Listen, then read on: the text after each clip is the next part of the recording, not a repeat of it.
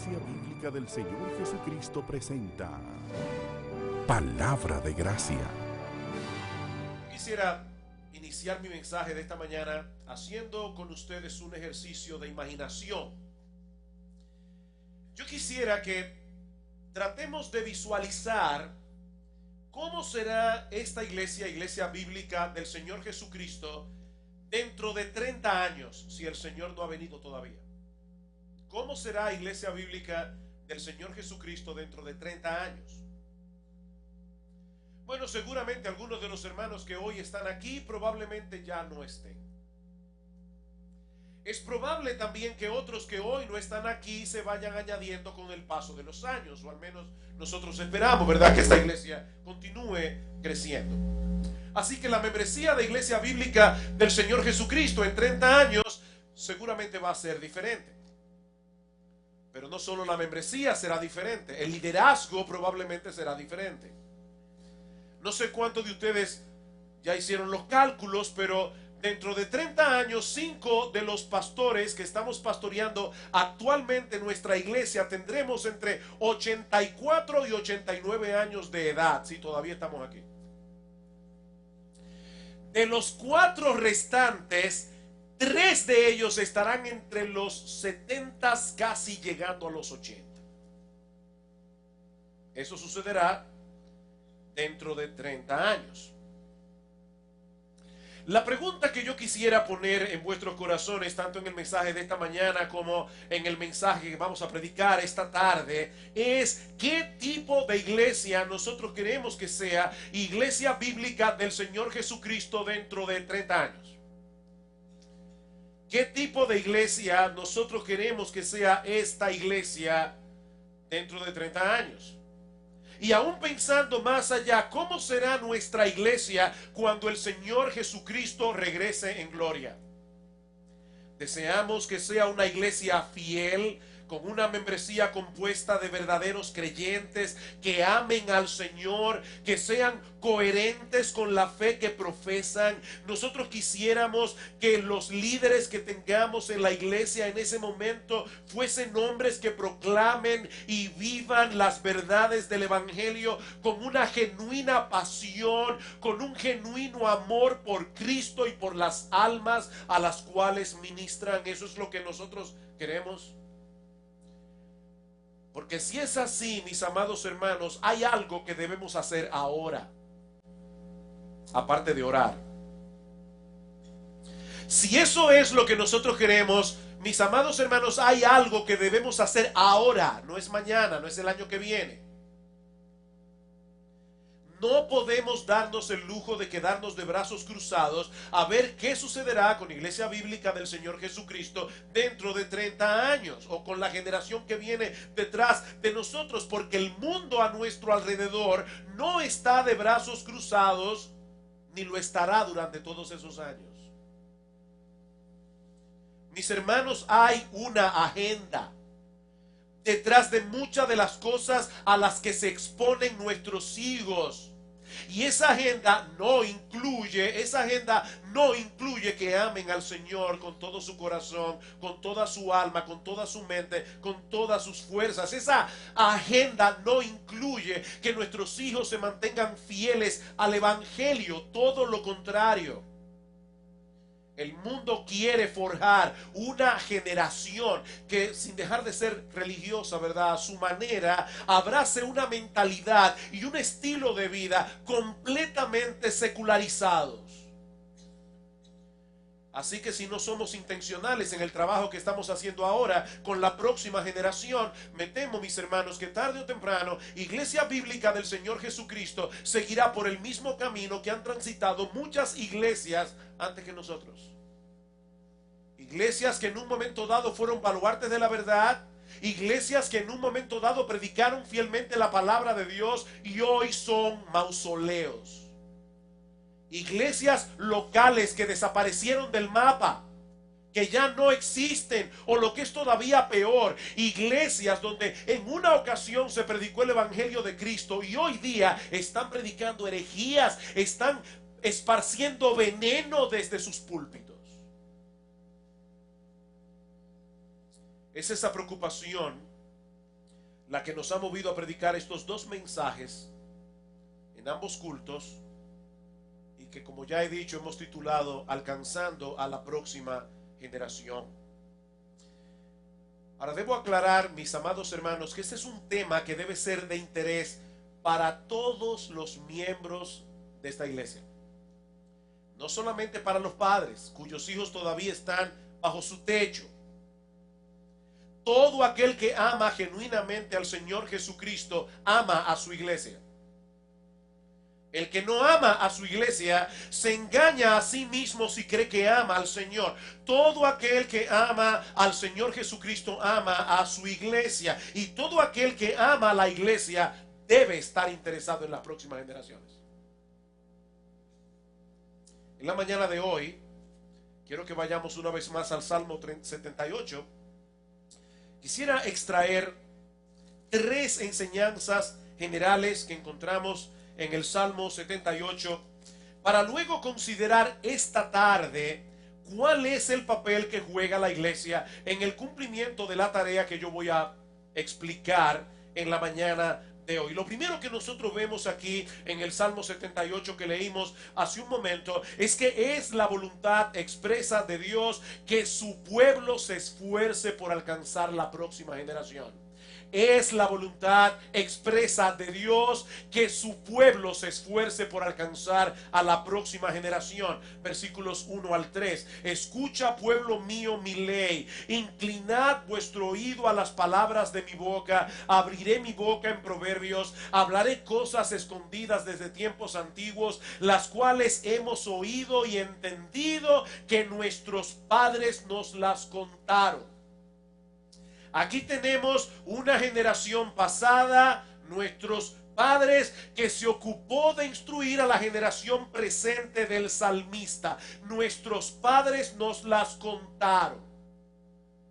Pero esa generación presente está comprometida a su vez con traspasar a la próxima generación la enseñanza que ellos recibieron de su padre. Versículo 4.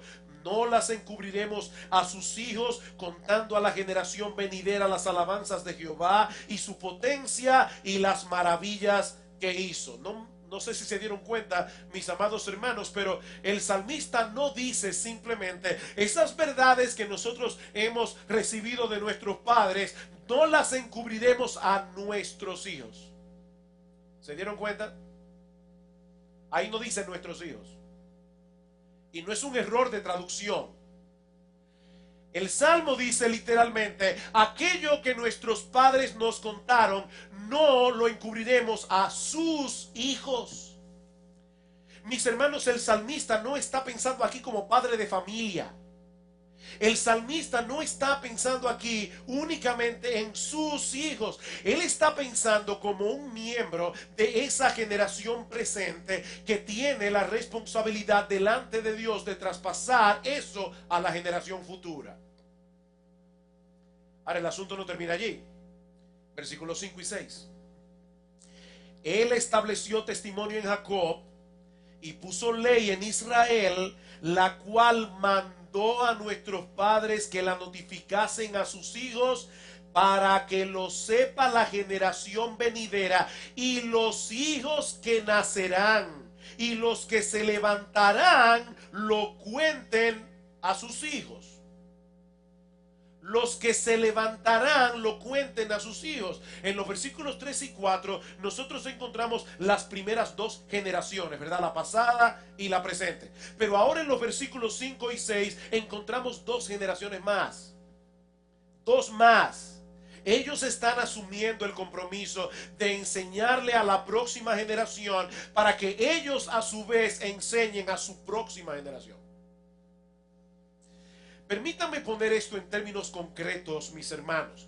Lo que el salmista nos está enseñando en el Salmo 78 es que nuestra preocupación como iglesia debe ser que los niños que están entre nosotros hoy, y yo te pido que rápidamente mires a tu alrededor, porque seguramente hay niños sentados a tu alrededor. Yo quiero que tú veas a esos niños y pienses en lo siguiente. Lo que el salmista nos está diciendo aquí es que nosotros debemos pretender que esos niños que están entre nosotros hoy, sean tus hijos o no, sean tus nietos o no, que ellos pongan toda su confianza en el Señor. Pero no solo eso, sino que sean equipados para que ellos le cuenten a sus hijos lo que tú les estás contando. Esa debe ser nuestra preocupación. Como iglesia,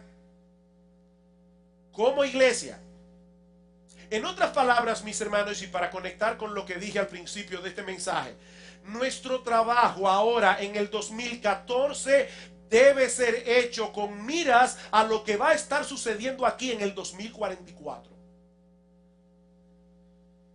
Yo espero de verdad que el Señor me ayude a que tú te vayas de aquí con esa inquietud.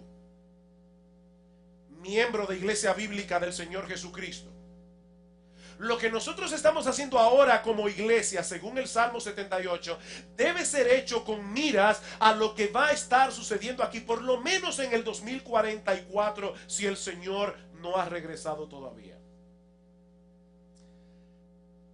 Mis amados hermanos, es la voluntad expresa de nuestro Dios que su pueblo se esfuerce por alcanzar a la próxima generación con miras a que ellos también traten de alcanzar a la suya.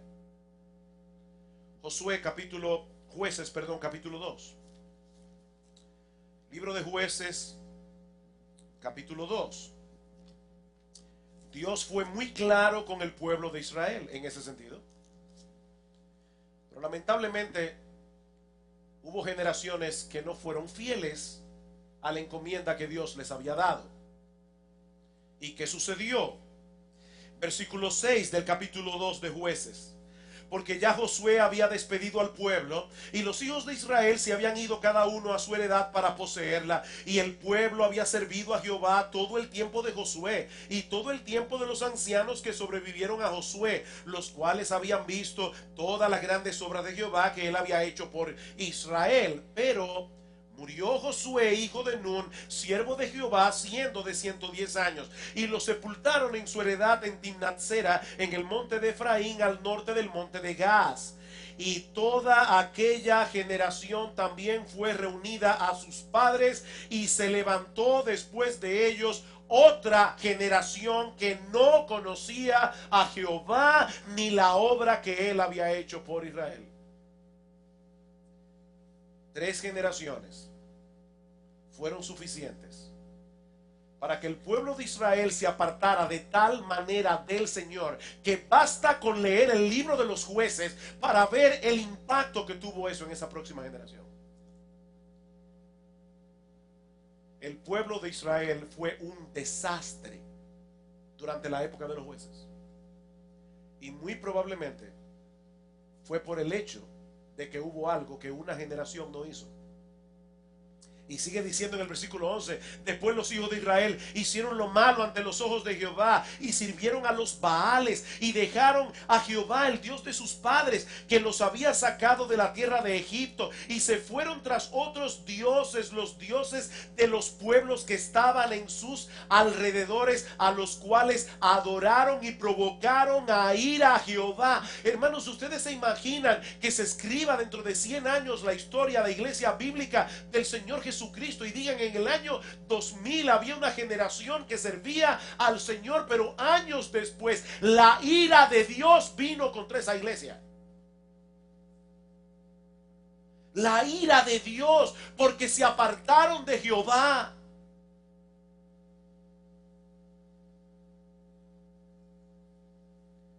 Hay una orden expresa de Dios, una intención expresa de Dios de que nosotros debemos alcanzar a la próxima generación. Hay una segunda enseñanza en este salmo, y es que los padres son los responsables primarios de cumplir esta encomienda.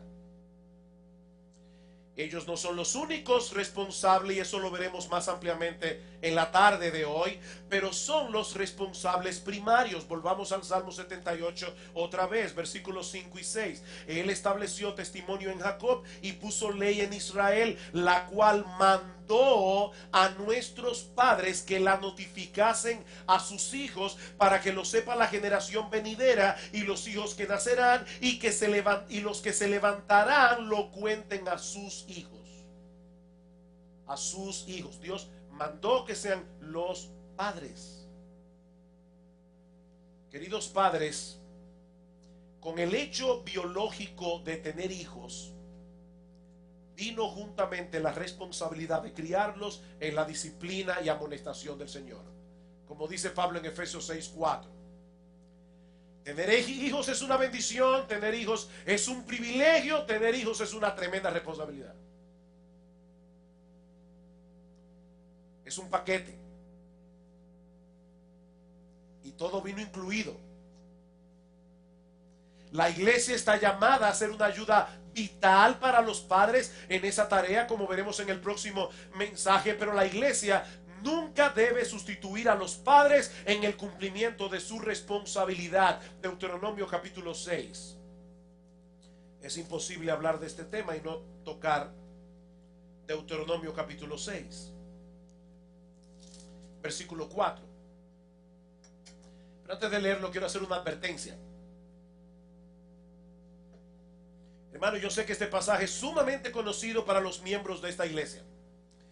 Así que por favor no permitan que la familiaridad del contenido de este pasaje, de estos versículos, les impida poner atención a lo que Dios está diciendo aquí. Deuteronomio capítulo 6, versículo 4. Oye Israel, Jehová nuestro Dios, Jehová uno es, y amarás a Jehová tu Dios de todo tu corazón y de toda tu alma y con todas tus fuerzas. Y estas palabras que yo te mando hoy estarán sobre tu corazón, y las repetirás a tus hijos, y hablarás de ellas estando en tu casa y andando por el camino y al acostarte y cuando te levantes, y las atarás como una señal en tu mano y estarán como frontales en tus ojos, y las escribirás en los postes de tu casa y en tus puertas. Hay otra versión, la versión de las Américas, que traduce el versículo 7 de una manera más literal. Dice, y diligentemente la enseñarás a tus hijos. La Nueva Versión Internacional dice, estas palabras que yo te mando hoy estarán sobre tu corazón y las inculcarás en tus hijos. ¿Cuál era la tarea de Moisés? Enseñar a estos adultos israelitas la palabra de Dios, para que estos adultos israelitas traspasen esa palabra a sus hijos. La esencia de lo que Dios está diciendo a su pueblo aquí es que Él ha diseñado la familia para ser una comunidad de enseñanza. Mi amado hermano, yo no sé si alguna vez tú has visto tu familia de esta manera, pero tu familia es una escuela. Lo quieras o no, tú estás enseñando todo el tiempo a tus hijos, lo quieras o no. Tu familia es una escuela, y según este texto, tu familia es la escuela más importante que hay en el mundo. No existe un contexto más apropiado para enseñar la verdad de Dios que el contexto familiar. Eso es lo que Dios está diciendo aquí a los padres. Ustedes viven con sus hijos, están con ellos desde que se levantan, están allí cuando se acuestan, ellos crecen y se desarrollan en vuestra presencia. En los momentos más importantes de sus vidas son ustedes los que están allí, no los maestros de escuela dominical, no los pastores de la iglesia. Son ustedes, mis amados hermanos, los que están allí delante de sus hijos. Y Él quiere que hagamos uso de todas las ventajas que tenemos como padres para enseñar a nuestros hijos. Él quiere que convirtamos la familia en un salón de clases. Tu familia es un salón de clases. Mis hermanos, el Dios de toda sabiduría nos contrató. ¿Tú sabías eso? Que tú fuiste contratado. Óyeme, desde el momento en que tu mujer salió embarazada, tú fuiste contratado.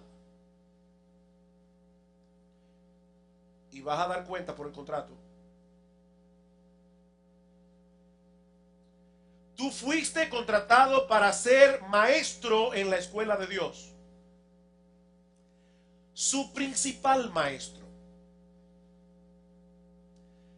Los que tienen niños en la escuela saben que hay diferentes modalidades, ¿verdad? Hay escuelas, hay aulas, perdón, hay cursos donde hay un encargado de aula, ¿verdad? Un maestro que enseña todo, prácticamente.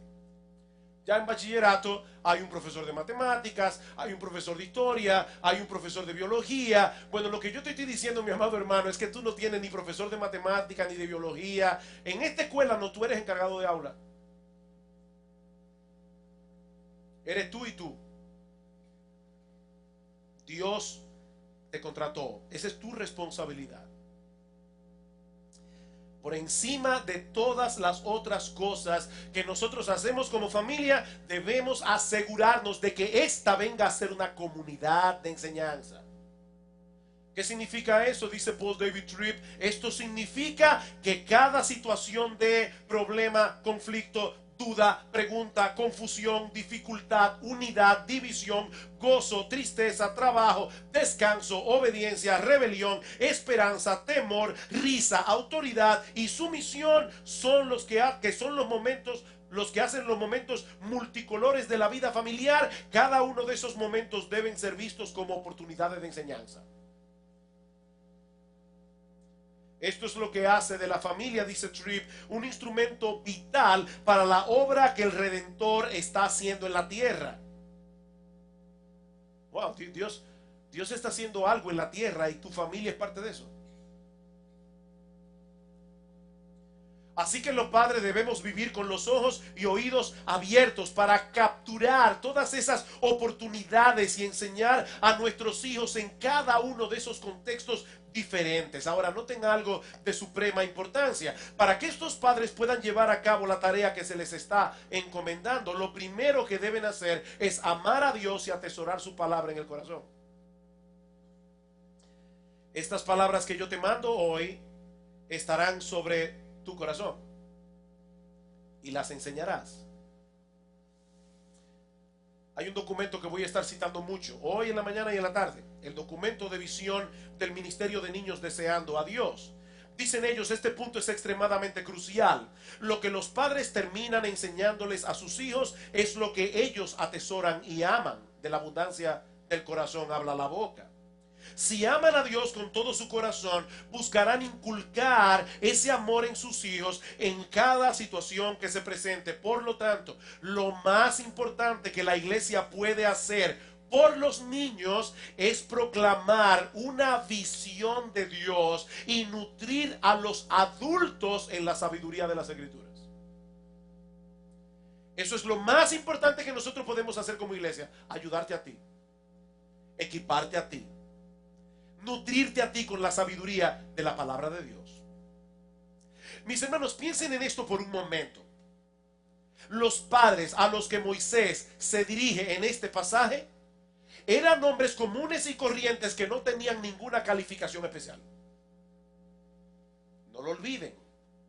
Ellos no habían estudiado en un seminario, no habían tenido la oportunidad de escuchar a Paul David Tripp, de ir a conferencias de paternidad.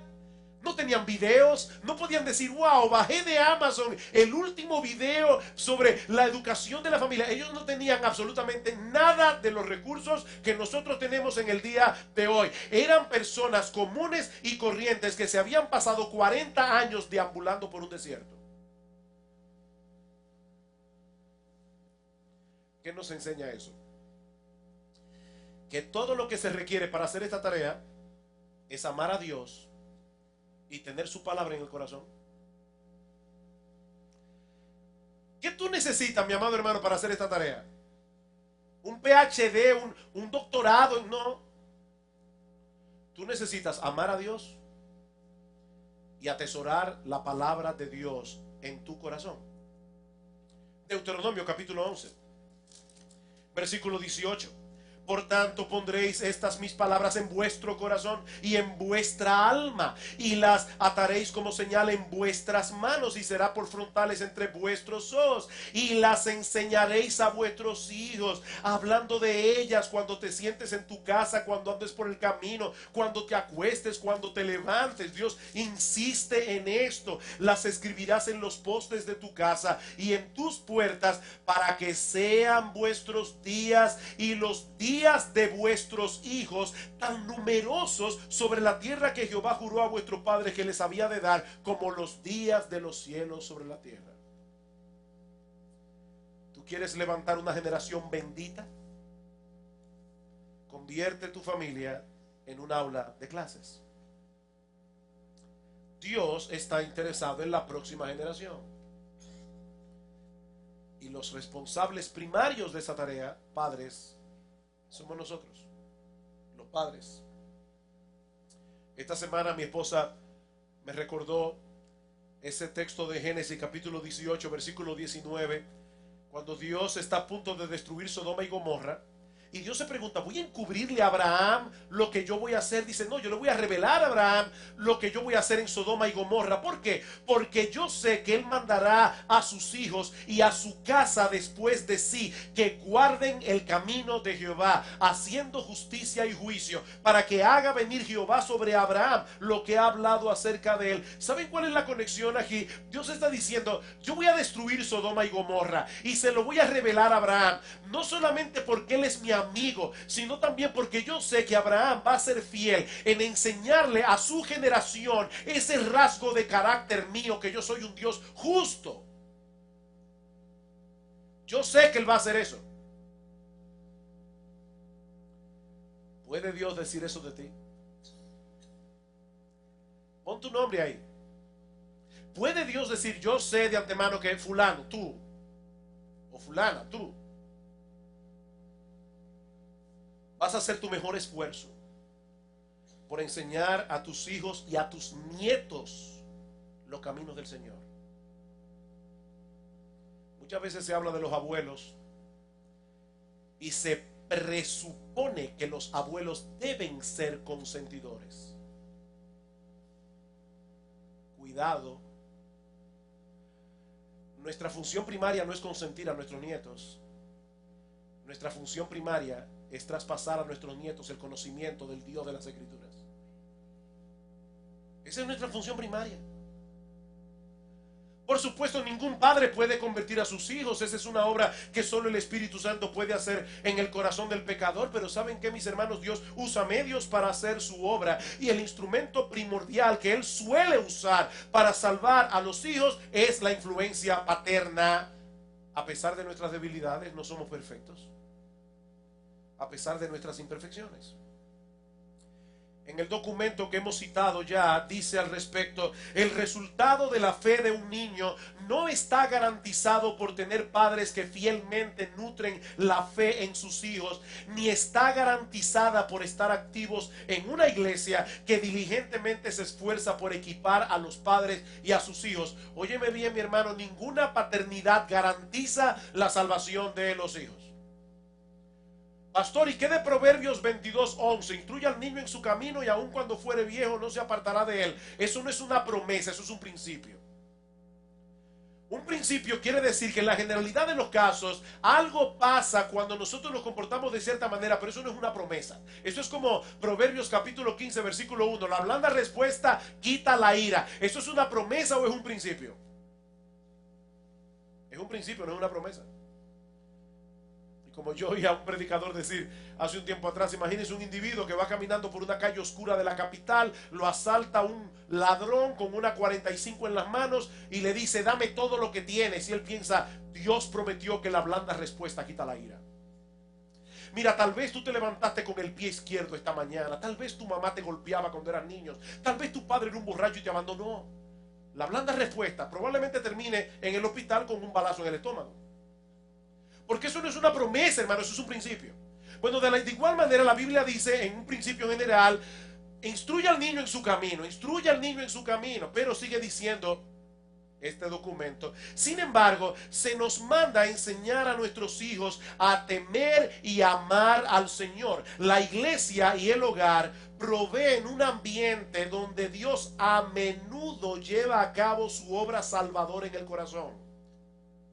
Nuestra obediencia a Dios y nuestra fidelidad como padre no salvan a nuestros hijos de la ira de Dios en última instancia, pero a menudo es por estos medios que Dios salva a nuestros hijos. De manera similar, nuestra desobediencia e infidelidad como padres no necesariamente condena a nuestros niños, pero es a menudo el medio por el cual son llevados a la destrucción. ¿Enseña eso la palabra de Dios? Nada más hay que leer Proverbios completo. Proverbios capítulo 1, versículo 8 al 9. Oye, hijo mío, la instrucción de tu padre, no desprecies la dirección de tu madre, porque adorno de gracia serán a tu cabeza y collares a tu cuello. Obviamente, Salomón está presuponiendo que nuestros hijos van a recibir instrucción tanto del padre como de la madre. No tiene sentido decir, escucha, hijo, la instrucción de tu padre, si el padre nunca está ahí para instruir. Proverbios capítulo 22, versículo 15. La necedad está ligada en el corazón del muchacho, mas la vara de la corrección la alejará de él. Mis hermanos amados, nuestros hijos no son papeles en blanco que están esperando a ser dañados por ese horrible y pecaminoso mundo que está fuera de las puertas de nuestra casa. No,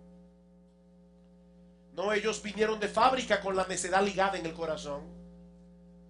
Y los hebreos usaban esa expresión para hablar de la tendencia pecaminosa que hay en el corazón de todo hombre, esa propensión al mal. Nuestra naturaleza está corrompida por causa de la caída de nuestros primeros padres. Esa es la visión que la Biblia nos da de nuestros hijos.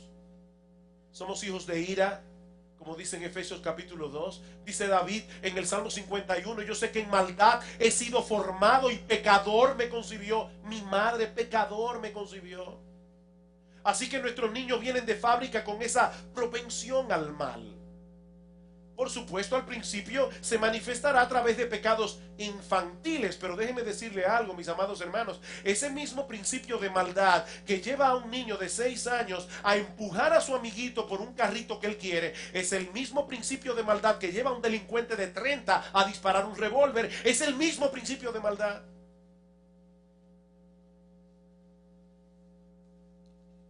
No nos dediquemos a moldear el carácter de nuestros niños. Y esa hierba mala que vino sembrada en su corazón dará su fruto tarde o temprano, de una forma u otra. Alguien dijo muy sabiamente, no podemos darnos el lujo de tratar a pecadores como si no fueran pecadores. No podemos darnos ese lujo. Ahora, la buena noticia del texto es que Dios nos ha provisto un remedio para tratar con esa necedad, la vara de la corrección. Debemos instruir a nuestros hijos con la palabra de Dios, como dice en el versículo 6 de ese mismo capítulo de Proverbios. Instruye al niño en su camino y luego usar la vara de la corrección cuando sea necesario. Mis hermanos, y sobre todo hablo aquí a las parejas jóvenes, Dios es el autor de la vida humana y Él es quien sabe mejor cómo nosotros funcionamos, cuáles son los mejores estímulos a los cuales respondemos como seres humanos. Sí, yo sé que los psicólogos seculares nos dicen que la vara de la corrección no es necesaria, que eso causa frustración en el niño. Pero Dios, el creador de la vida, a quien los mismos psicólogos le deben su existencia, ese Dios nos dice en su palabra que debemos usar la vara de la corrección para alejar la necedad del muchacho. Y cuando los expertos y Dios se contradicen, sea Dios veraz y todo hombre mentiroso. Si yo sé que hay muchos padres que abusan de su autoridad, yo lo sé. Yo sé que hay padres que son crueles con sus hijos. Yo sé que hay padres que les pegan inmisericordiamente, pero el hecho de que existan tales especímenes no anula la enseñanza de la palabra de Dios. Debemos enseñar a nuestros hijos para que aprendan la obediencia, aunque eso en sí mismo no los salvará. Pero Dios puede usar esa disciplina en primer lugar para frenar la maldad que hay en su corazón y en segundo lugar para traerlos a Cristo al mostrarles la realidad de que ellos son pecadores. ¿Y quiénes deben hacer eso? Los padres.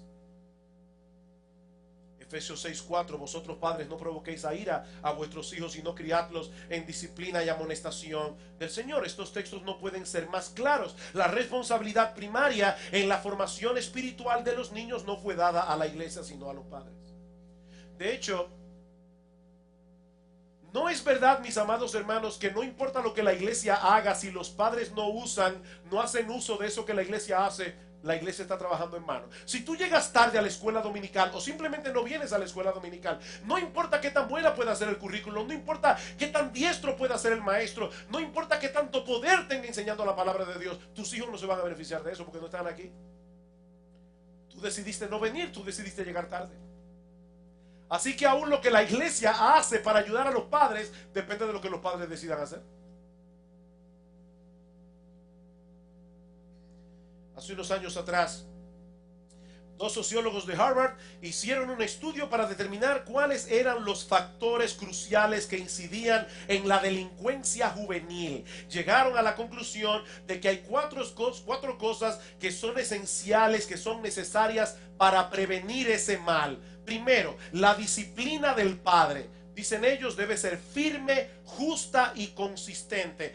2, la supervisión de la madre. Ella debe saber siempre dónde están sus hijos, qué están haciendo y deben estar con ellos el mayor parte del tiempo posible. 3, el cariño de ambos progenitores, el padre y la madre. Y 4, la cohesión de la familia. La familia tiene que pasar tiempo junta.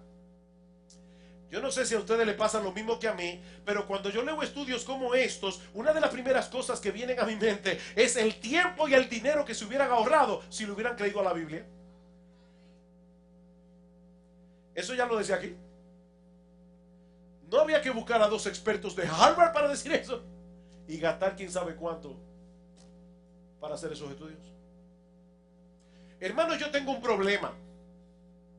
Son las 12:40 y yo no he acabado. Pero gracias al Señor que yo predico hoy, mañana y tarde. Así que yo lo que voy a hacer es que voy a dejar mi sermón exactamente aquí. Y lo que me quedó lo voy a dar esta tarde. Voy a ver cómo lo puedo meter. Pero ¿qué hemos visto hoy? Hemos visto que Dios nos ordena explícitamente en su palabra que nos embarquemos en esta tarea de alcanzar a la próxima generación y que la responsabilidad primaria de esta labor ha sido puesta sobre los padres, no sobre la iglesia. Yo sé, mis amados hermanos, que cuando se predica de un tema como este, es difícil no sentirse culpable. Por cosas que nosotros debimos haber hecho y no hicimos, por cosas que nosotros hicimos que no debimos haber hecho. Por eso yo no quiero terminar este punto sin recordarles, queridos padres, que el único propósito de la culpa es llevarnos a Cristo en arrepentimiento y fe.